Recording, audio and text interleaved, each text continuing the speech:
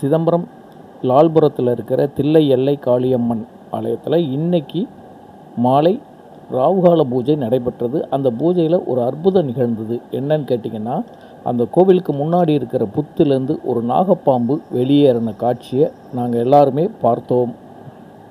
ஒவ்வொரு வார ஞாயிற்றுக்கிழமையும் ஏதாவது ஒரு அதிசயத்தை அம்பாள் நிகழ்த்தி கொண்டே இருக்கிறாள்.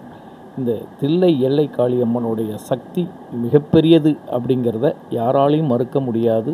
11 வகையான தீபாராதனைகள் நடைபெற்றது. அந்த 11 வகையான தீபாராதனை காட்சியை இப்போ நீங்கள் இந்த வீடியோவில் பார்த்து அம்பாளின் அருளை பெறுங்கள்.